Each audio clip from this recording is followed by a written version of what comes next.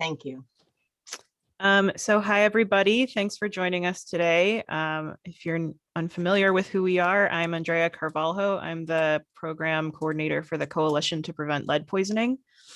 And I'll hand it over to my colleague, Elizabeth. I'm Elizabeth McDade with the Coalition to Prevent Lead Poisoning. We are trying to figure out what my actual title should be.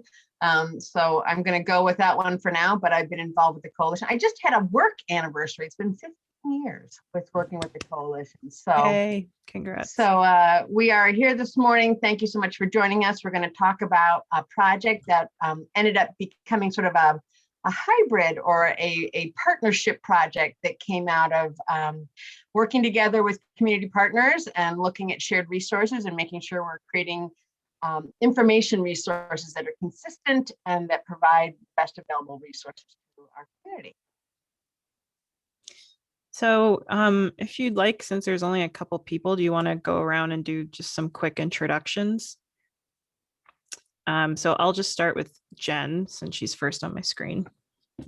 Hi, I'm Jennifer Becker, and I work with the Finger Lakes Children's Environmental Health Center and also the Western New York Lead Poisoning Resource Center, both through pediatrics at Strong Hospital. Good to see you, Jen. Next is Ricardo. Good morning, everyone. Ricardo Nieves with the City of Rochester. I'm the Lead Pain Program Coordinator. Thanks, Ricardo. Next on my screen is Deb.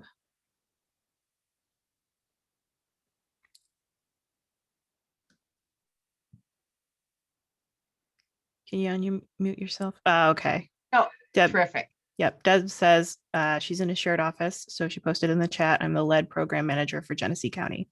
Thanks for joining us. Welcome, Deb. Thanks for joining us. Next on my screen is Cait. Hi, I'm Cait Fallone. I am the Community Engagement Corps Program Manager at the University of Rochester in the Environmental Health Sciences Center. So we work with almost everybody here on this list. So it's nice to see you all. Ricardo, I never see you on camera for RHHP. So this is like a very nice, it's a nice little luxury this morning.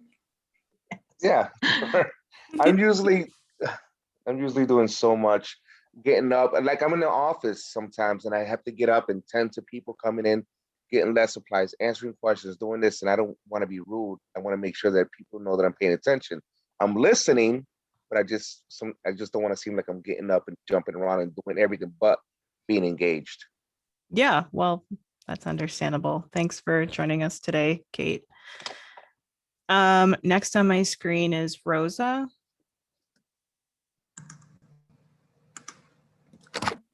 Hello, everyone. Hi, Liz. How are you? I'm giving you a virtual hug. It's so nice to see you, Rosa. You too. It's been so long. My name is Rosa Lloyd, and I work in the pediatrics department with the Holcomb Center. And with the Holcomb Center, we train residents on community health and health advocacy. So I'm sitting in today to see if what you're going to be talking about, your resources, will be something that will be applicable for us to share with our residents. Terrific. Awesome. Thanks for joining us. Thank next you. On my screen is Lisa. Hi,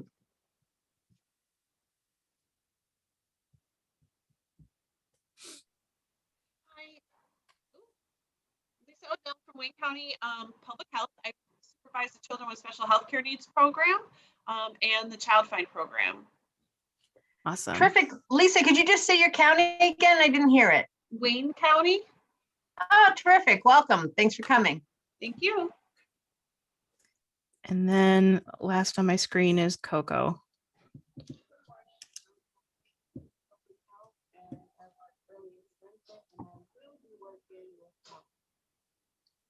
You're a little quiet, Coco. I'm sorry. Let me try to turn it up. There we go. That's better.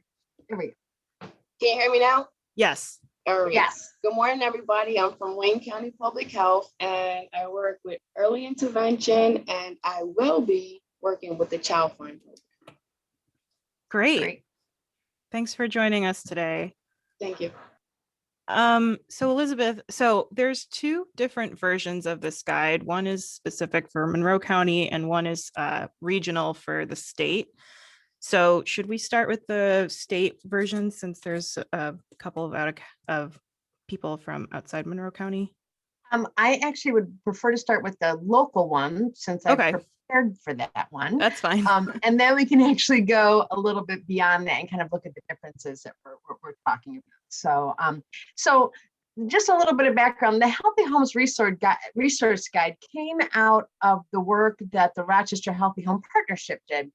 There was an actual Rochester Healthy Home. It was a physical building on West Main Street, and it was a learning environment for individuals to go in and to learn how to help reduce asthma triggers, how to make sure that things like cleaning products were labeled clearly so you don't have a child inadvertently, drinking Windex when they thought it was mouthwash, things like that. And so there was a very practical, you could walk room through room, and there were examples about what you could do to help keep your home, to make it a healthier space.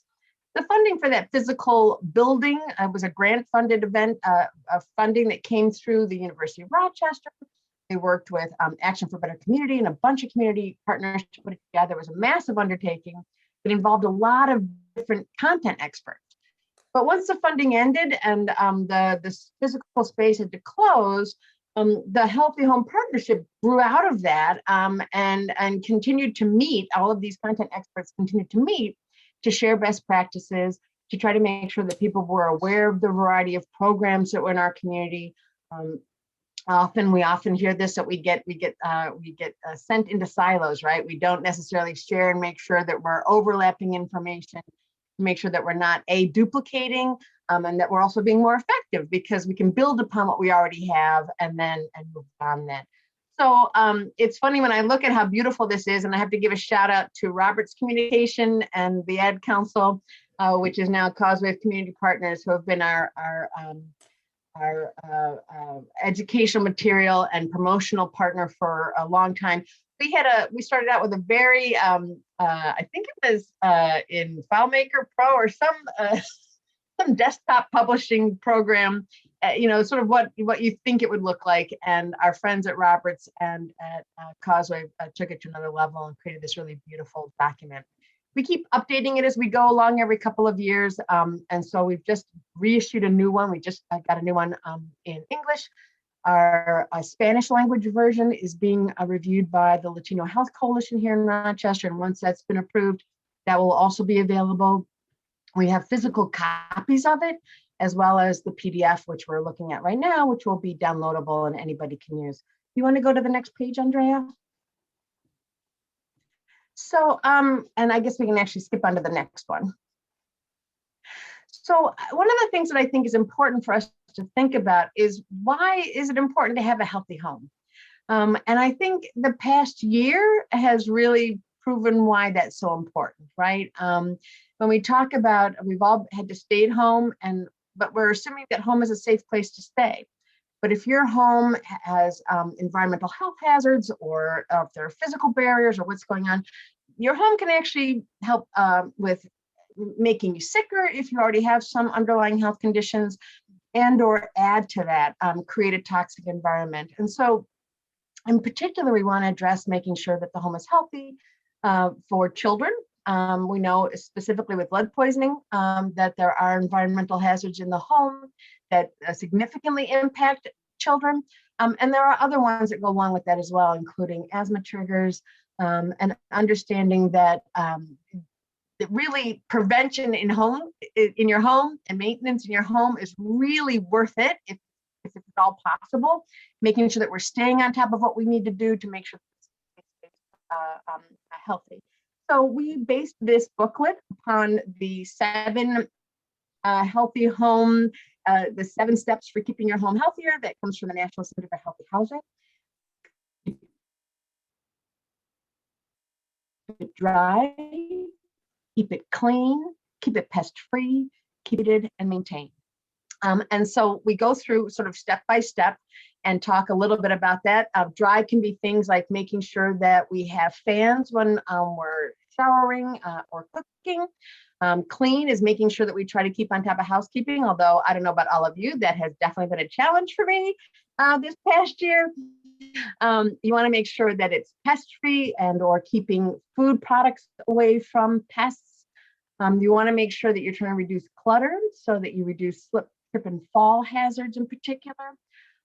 We want to look at water temperature, making sure that your hot water heater is not set too hot so that when water is coming out of the tub, it's actually too hot. We want to try and keep contaminants or pesticides or chemicals out of easy access to children in particular, but also making sure that we don't inadvertently mix things. And in fact, when we get to that page, when we start talking about that a little bit, maybe Cait, you can add a little bit about the healthy cleaning we've been talking about with bleach and making sure that, you know, families are, I don't mean to put you on the spot and you don't have to if you don't want to, but it would be great to include that when we get there. And then ventilated, you know, we want to make sure that we've got some airflow going on, and then trying to also maintain appliances. Great, thanks, Cait. Making sure that the hot water heater and the furnace are inspected, making sure things like handrails don't, you know, and electrical hazards and peeling paint are addressed. We can move on now. Okay, thank you. So I'm not going to go over page by page, word by word in this brochure. Actually, it's not a brochure. I'm sorry. It's a beautiful 17-page full color spread. But we are going to go over some of the brief things. So, as we know, with asthma, that there are some triggers that can happen. Tobacco smoke, dust mites, mold, pests, and strong fragrances can be triggers for asthma. I know sometimes families want to do things like they want to keep the air clean, so they use plugins, and sometimes that can actually be an asthma trigger. There are things that, one of the things that's come up about asthma triggers is that cockroach exoskeletons can actually be an asthma trigger. So when we talk about looking at pests, keeping your home pest-free, keeping your home safe, keeping it clean, all of those things, they all kind of interconnect with each other. Pets are one of the issues. You would not want to have asthma in my home since it is very pet-friendly. But making sure that, you know, using allergen dust covers, et cetera. So there's each page, and as I said, I'm not going to go over everything, give some very practical information. We can go on to the next page. And then one of the nice things here is we have some lists. So we list what the issues are and what the struggles are. And then here are some resources as to what you can do to actually address that.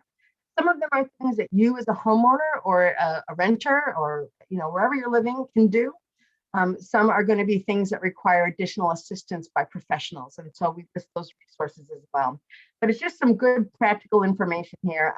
One of the things that we talk about now, I'll bring you in a little bit here. We can talk a little bit, Cait, because it does overlap. The mixing of household chemicals. Do you want to talk a little bit about that? Sure. Oh, wow. Does somebody need to mute? Oh, we're good now. Okay.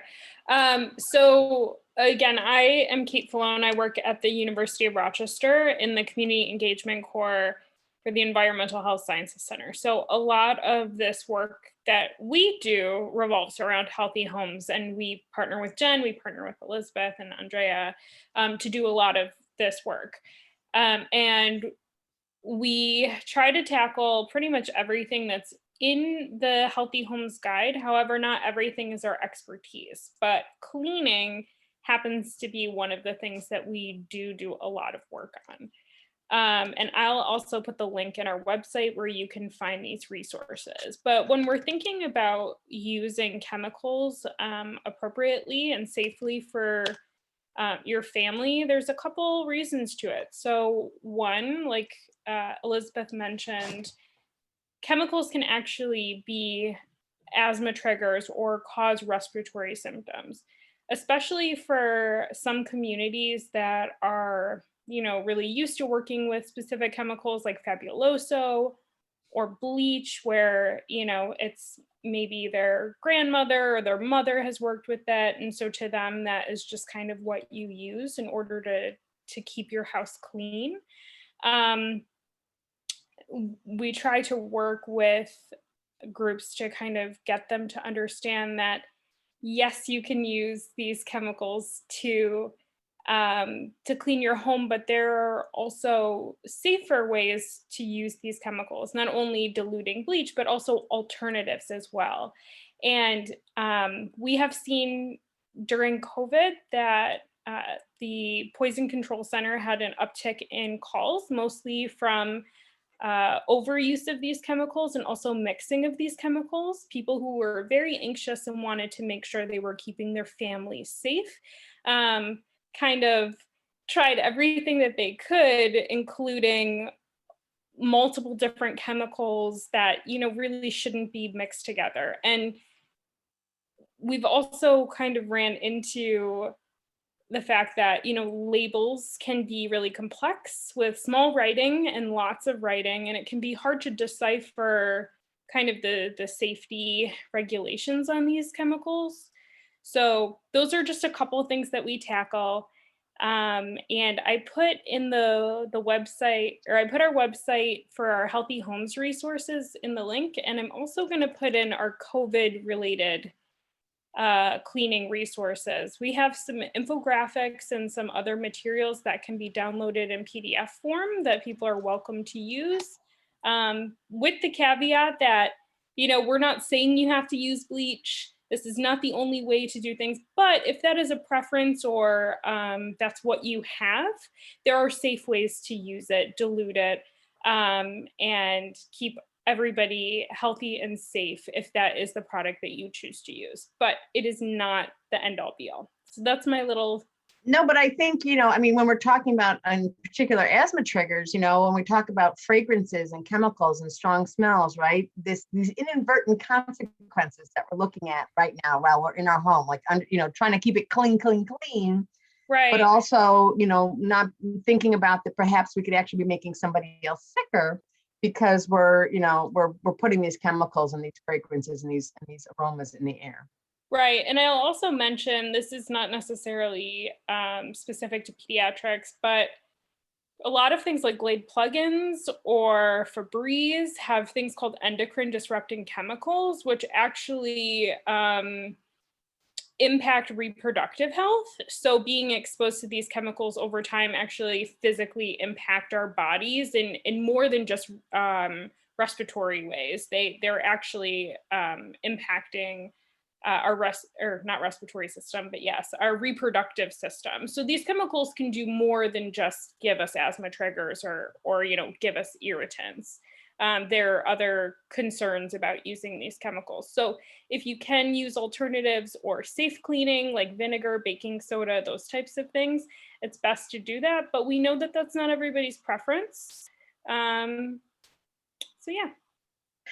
Thank you. And so I think we've given a good overview here, just a brief one. And I also want to encourage if anybody has any questions as we're going along. As I said, we're not going to go through this line by line, but if something is of interest of you, or you have a question that comes up as while we're talking about it, please do ask that. So we can go on to the next page, Andrea. So we talk a little bit some of the things, and then here are our list of resources. So this is specific to Monroe County. We do include phone numbers, websites. We try to give a brief overview about what's in there. And we really did try to be exhaustive. But of course, if anybody ever sees something that should be in there, we'd be happy to get it in the next version. We can go on to the next one. Here we have general home hazards. So things like making sure that we make sure we set our hot water heaters at 120 degrees below. We've actually done some studies, and we know people who have had very hot water heaters and have caused some burns that come out of that. We want to make sure that chemicals stay away from children, and you want to make sure that we're wearing helmets when we're doing biking. We want to make sure we're following safe sleep practices, seat belts, of course. You can go on to the next one. And here are some great general home resources. One of the things that I really want to focus on also, which feels very timely, unfortunately, getting a free energy audit from a provider that is a community or grant-based. So Action for a Better Community, NeighborWorks Rochester, or Pastone Corporation are three local agencies here in Monroe County that provide energy audits. So if you've been driving around Rochester in the past week or two, or any of our related counties, you've seen lots of homes with ice dams. And that is coming about. And so one of the struggles with that is that there's either an issue of insulation or airflow. And the problem with an ice dam is that shows that there's a blockage, and that means there's still water melting, and that means the water has to go someplace else, and it may be going into the home behind sheetrock, behind walls, etc. Those are sort of hidden hazards, but because it ends up becoming an issue with moisture and damage and so forth, that can actually be a very significant impact on your home. So when you start thinking about maintenance and going into that and making sure that you're living in a healthy and safe space, if you're seeing things like ice dams on your home, I actually sent a list of, I drive around and I see stuff. I actually started keeping a list of the addresses, and I sent it to our community partners to ask them to mail brochures to these homes, because lots of grants out there, and I suggest working with a community organization rather than ice dams are not the same as icicles, so they are related. Ice dams would be those big, huge kind of blocks of ice that you see either sort of above a window. They look kind of like an eyebrow also, almost. They might be sitting in the gutter. They're definitely a big block of ice. It's not just a little dribble going down there. Icicles are one thing. Ice dams are significant. I have a neighbor down the street whose gutter came off as a result of the ice dams that are on there. So I sent their address to one of our community partners, and hopefully they're going to send a brochure and follow up with that. But I do that because the community organizations are grant-based, and they're going to look for ways to actually help the homeowner qualify for a grant or whatever. They're not motivated to sell you a product. And I'm not saying that that's a bad model. I'm not casting aspersions on anybody who is in the heating and cooling business.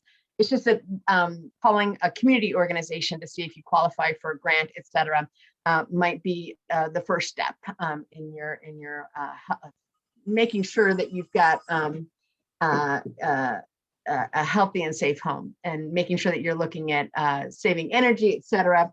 And so there's also other programs like the Home Safe Home program at Lifespan. That's a program. It's also grant-based for elders who might need things to be able to make their bathrooms in particular safer. So that includes grab bars, installed in the shower. It includes handicapped toilet seats, et cetera. One of the things when we're looking at being proactive about home safety and about things like aging in place is you want to make sure that you make it easier to use your home. And if you're an older person, and it might be a little bit easier to not have to be able to use the toilet a little bit easier, to have a tub transfer bench, those are all things that Lifespan can actually help you with. Not only do they offer their services for on a grant basis, you can also pay them to do this as a modest fee. And there are things like the Injury-Free Coalition for Kids of Rochester, which gives all types of great programs for safe sleep, child passenger seat safety, et cetera, bike safety. They have all types of programs along that. When we actually can be in people's homes, the Monroe County Department of Public Health has a Healthy Neighborhood program, which will go into specific zip codes to make the homes healthier. They give cleaning products away. They do some lead education. They include carbon monoxide and smoke detectors, fire extinguishers sometimes. It's a really great program. And the fire department, of course, in any community will also install smoke detectors and carbon monoxide detectors. The University of Rochester Environmental Health Services Center has a ton of information, as Cait has shared. You can go on now, Andrea. Thank you. We talked a little bit about this. You want to make sure when you've got household chemicals that you are keeping them in their original containers, labeled appropriately. And that you want to make sure that you are not mixing chemicals if at all possible. You want to make sure that if you're using chemicals, that you are not doing it in a closed space. You can actually knock yourself out. You can poison yourself with the fumes that come off of some of these cleaners if you're not giving yourself airflow and using them appropriately. You can go on.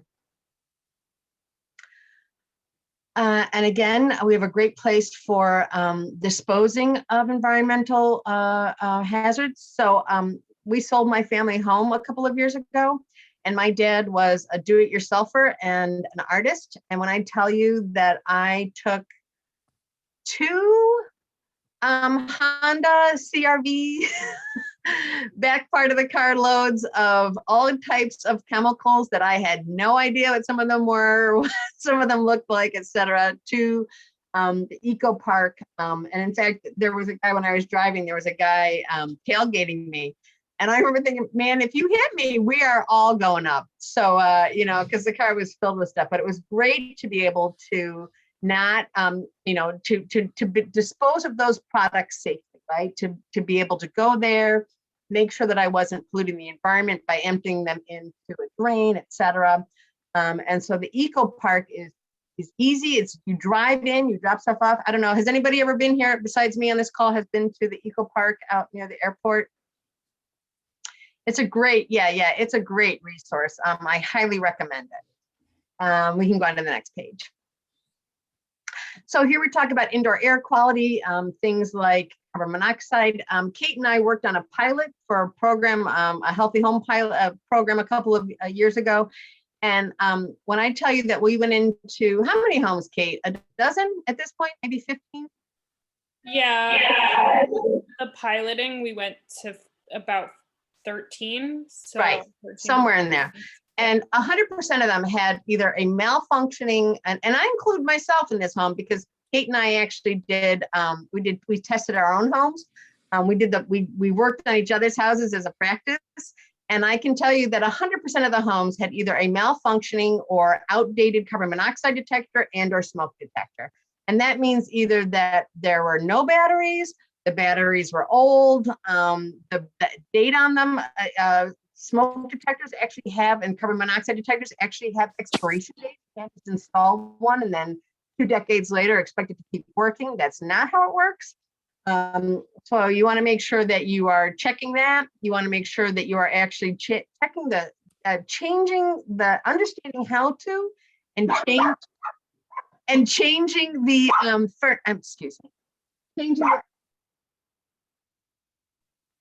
changing the filter in your furnace on a regular basis. You want to make sure that you are having a professional come in and clean it. Maybe not every year, but every couple of years, you definitely want to do that. You want to make sure that you're using the highest efficiency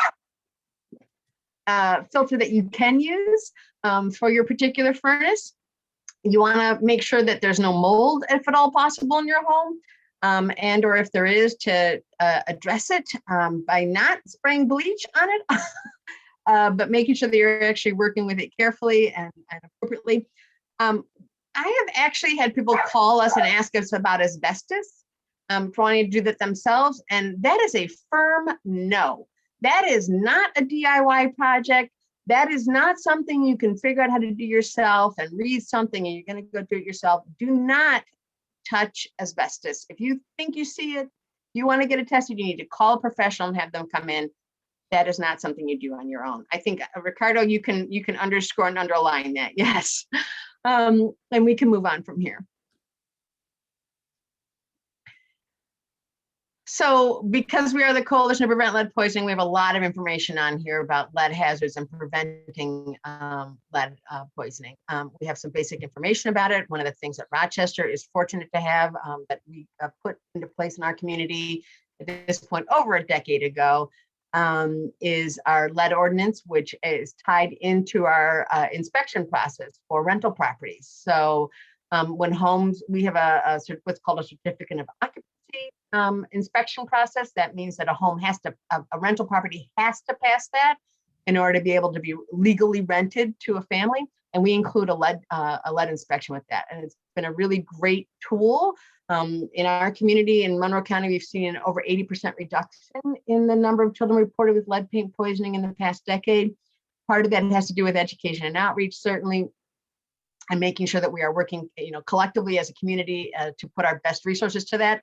But part of that is also because we are proactively identifying where there is a lead hazard before a child gets lead poisoned.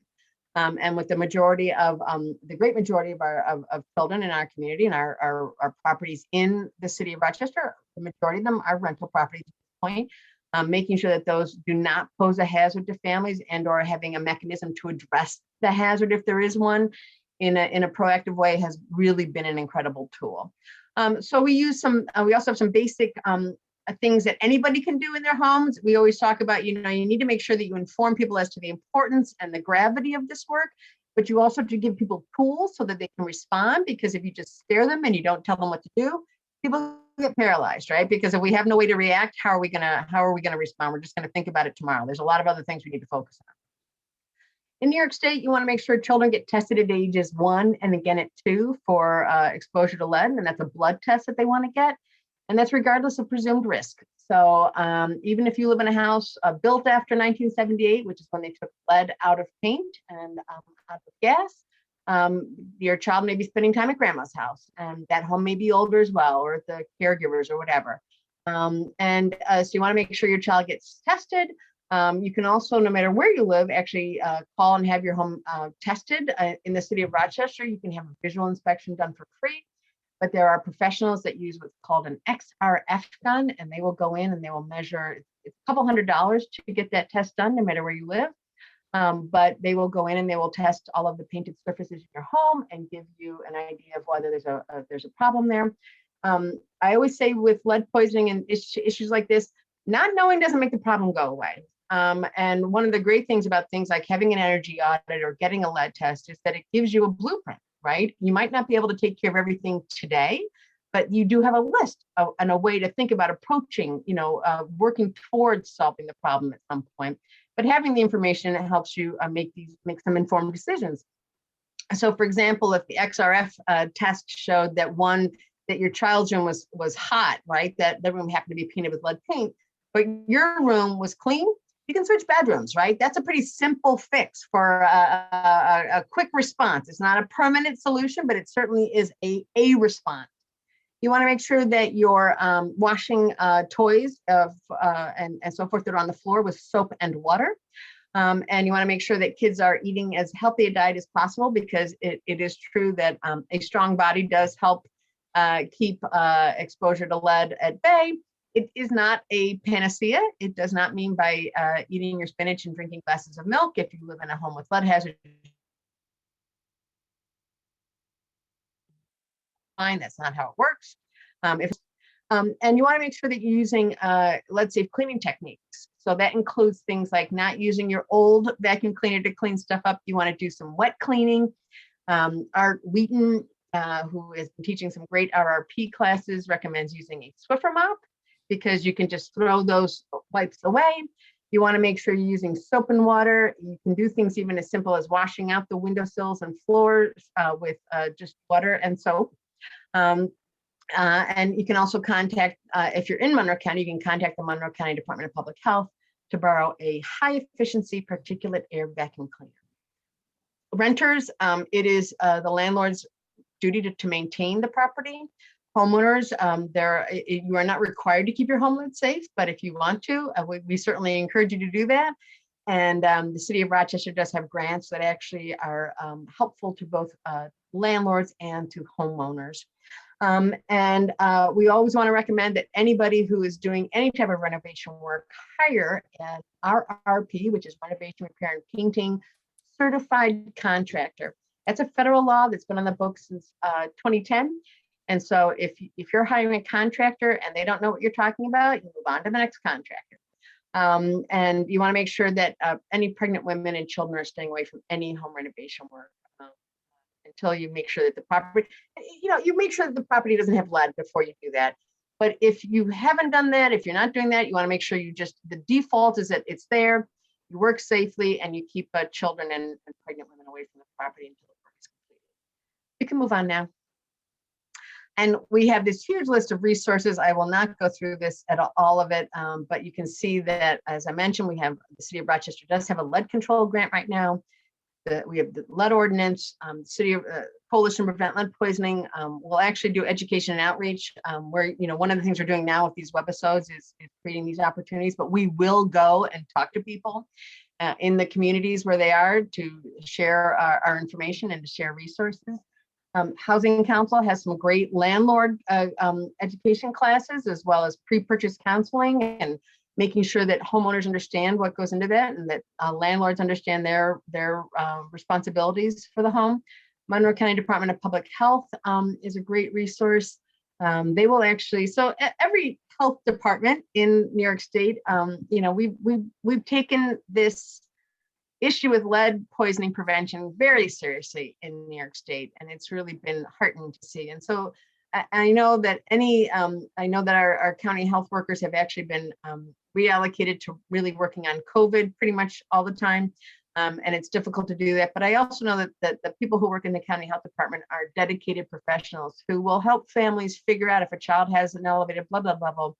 They will work with the family to figure out where that source of blood is coming from and help the family to figure out how to get rid of it in a variety of ways. And so I really want to give a shout out. It's great to see some of our county health workers on this call. And I just want you to know that we are very supportive of all of the amazing work you guys are doing. And we know that it is not easy. So we have a great, NeighborWorks also has some great, they will do the lead inspection as well.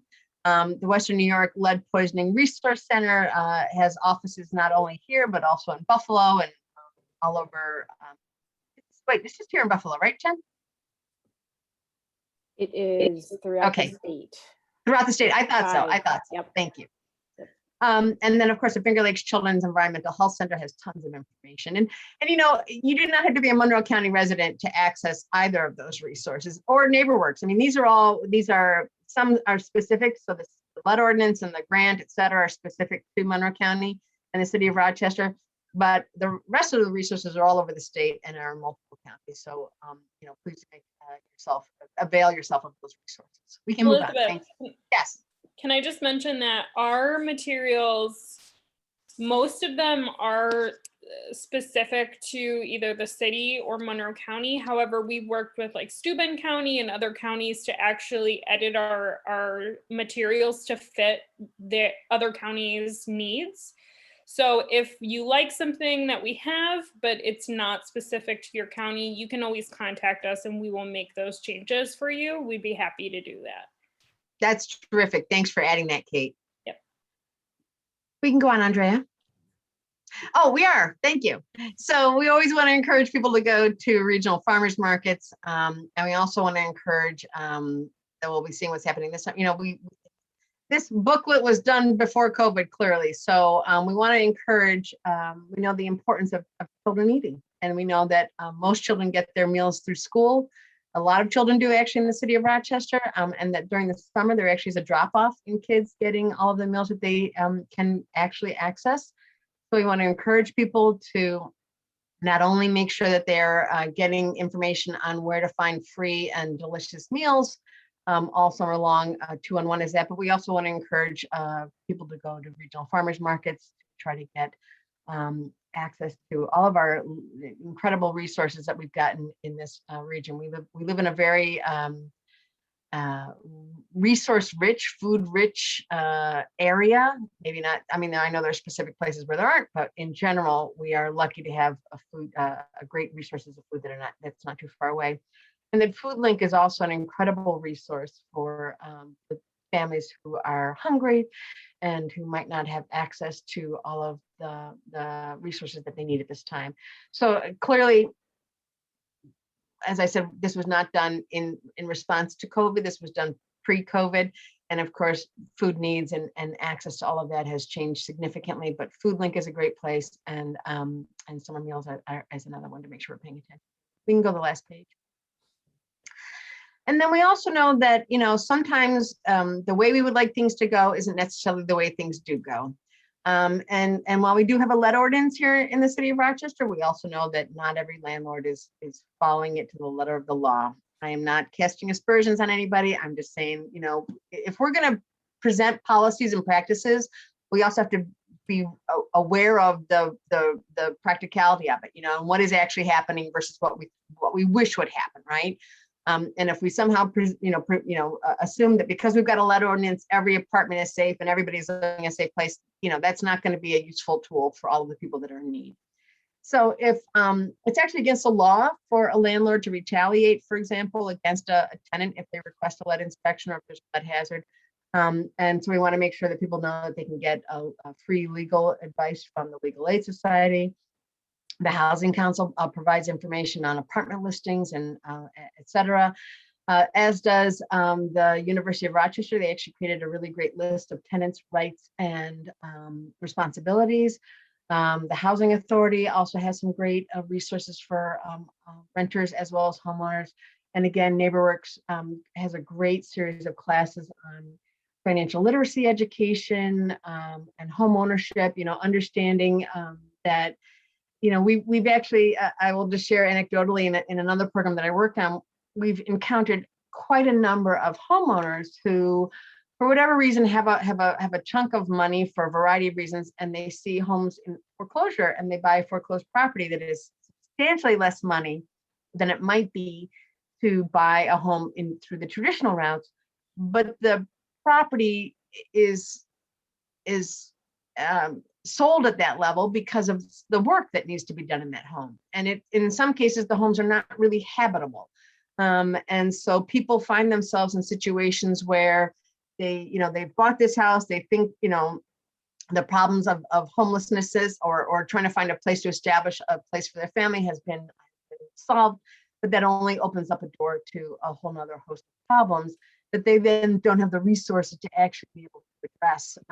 And when I tell you that I know people who have bought homes that had no plumbing and they had children, and Ricardo, I'm sure could give us a whole list, as I'm sure many of our community partners of situations that have been really, really difficult. And so part of this is also, how do you manage expectations, right? And how do you make sure, that we try to, instead of trying to think about the immediate goal of trying to get a home, which everybody, right, many people want, making sure that people actually take classes to learn kind of the responsibilities that go into all of this, so they're better prepared for home ownership, and understanding the importance of maintaining it, and understanding the importance of making sure it's a safe place before they engage in that process and find themselves in a situation that's very difficult to navigate.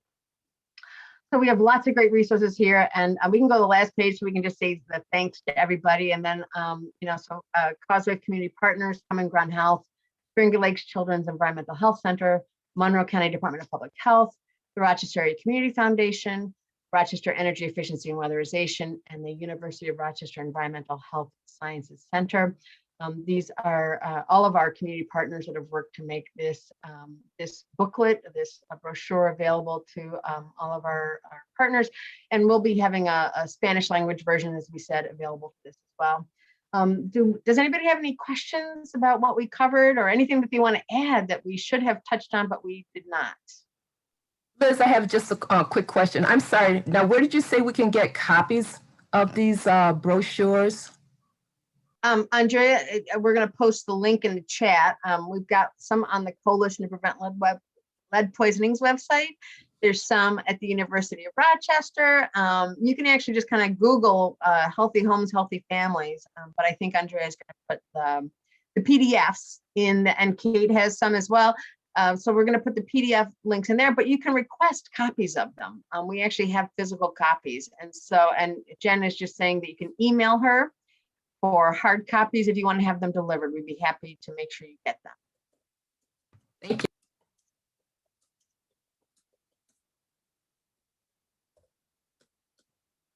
Come on, I must have forgotten something that was important, and I've got this host of content experts on this page. Something we didn't touch or we should have.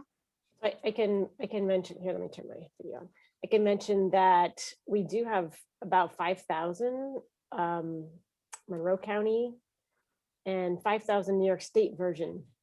So for people in Wayne County and Genesee County, we have ones that has all the resources but not the ones that are specific to Monroe County. So for example, it might have a general. Yeah, we're going to pull that up. Andrea's pulling it up right now. Okay, so we have hard copies of each. So email me if you would like to get some. So this will say, if you can see the bottom, it actually on the front cover, it actually says New York State edition. And the one that's Monroe County will say that as well. But here we can go through this briefly. Thank you, Andrea. Yeah, just keep going through. I mean, so the basic information about all of that, the triggers, et cetera, and what to do is the same. But the resource pages. So here, we don't have things that are particular to Monroe County. We try to look statewide, as well as looking at national resources. You can keep going. I can mention that there are also DVD options for individuals that have capabilities, like computers that will play DVDs, or people that have DVD players. This content is in DVD form as well. Correct. And so here, I'm sorry, just stop there for a second, Andrea, just as an example. So we talked quite a bit about Eco Park, but here's information about, hazardous waste disposal, from the DEC, New York. So we're really looking at this ways of making sure that, we've got similar resources, but understanding that it might not be Monroe County specific. So that's where you're going to see the changes in this. So again, we've got the same basic information. Keep going. Thank you. Same basic information. But here, we can stop there. So here are the resources. Can you go back up? I'm sorry. Here. So here are the state resources for lead hazard. So we're looking at making sure that people go to their local health department, and looking at New York State more as a resource than our specific county. You can keep going, Andrea. And again, more state and national resources information here about all of this, about where to go. Yep. And this is, again, we have hard copies of this as well as you can see, the PDFs. Thanks, Andrea. Yep. I just want to say, like, this is a lot of information. Yes. And we want to get it to families, but health department people, it's a good resource for you, or other community agencies. Anybody has a social worker. Those are good resources for people who are working with families who have need, as well as the families themselves. And I think, Ricardo, we did give 10,000 of them to the city of Rochester. Are you using any of them in your program, or is that a different program that's using them? That would be something different. I don't really deal with the programs and the grants. It's weird because you would think because I run the lead department, I would have some input or business with when it comes to lead grants. But it's a totally, same office, but Johanna and Conrad are the ones that usually, you could talk to in regards to grants and stuff like that. I think those I think the booklets are probably distributed to the neighborhood service centers, and to the front office. Those are intended for walk-ins, right? Those are intended, and I would also imagine that there probably hasn't been a lot of movement on those since people weren't being invited to those locations. No, I know that when I've been at the city, at City Hall, for example, and I've gone into the office to meet with Conrad or with Gary back in the day, that there would be, racks of information sitting there. Yeah. I know there was some brochures. If we're talking about the same ones, I know there was some brochures. I think it was during COVID time that I went and distributed it myself personally to all the service centers. And then there was some other stuff before that I had to go all the way to Village Gate to pick them. They had boxes upon Well, that's boxes. Causeway. Yeah. Oh my that's gosh. office. When Len sent me over there, he goes, go pick up some boxes and bring them over here and distribute some stuff out to the service center. I'm like, oh, great. No problem. Oh my gosh, I should have brought a dolly. I was literally carrying 4 boxes, don't ask me how, all the way up from Causeway, or whatever it's called, Causeway. Yep, Causeway. All the way down the stairs and all the way through the parking lot into my car. I think that was the last time I had to work out that hard. I can't imagine. Those boxes are heavy. We have lifted them, believe me. Andrea and I have hoisted those things into cars. And Never again. Never Let again. me borrow a dolly. They must have just thought you could handle it, Ricardo. You were strong. Well, it looks for me to see Let me because I wasn't new. I was dressed. I wasn't dressed for that. I didn't have my boots and my jeans on. I was dressed up nice. After that, I just wanted to go home and I just wanted to lay down. I wanted to lay down. It was rough, real well, rough. it's good to know that. I know there's some people on the chat they're not maybe familiar with Village Gate, but wow, that was. It's an old former factory, Ricardo. It's not meant to be easily accessible. So Ricardo had a walk up. That's a workout, my friend. I know. Yeah. Well, it's a good illustration of forget how we have a lot of resources. So That is true. Right? if you need hard copies, we have them. Yes. So do we have any other questions before we, or was this, I hope this was useful, and we're happy to do additional versions of this. If there's something else that'd be helpful, please do let us know. want to thank everybody for joining us this morning. It's a beautiful sunny day. Hopefully we'll see some warmth for a couple of days. I don't know. I haven't looked at the weather. I stopped looking at the weather forecast. I don't want to know. So though I did get my chairs out around the fire pit. So, you know, I don't know if I'm being anticipatory, but I was able to shovel it out and actually get to it. And I've got the chairs out. So I'm just going to keep them out just in case. I have a Alright. question for Wayne County, Lisa and Coco. Do you think that you would be able to use this information with the families you work with? And would you like hard copies?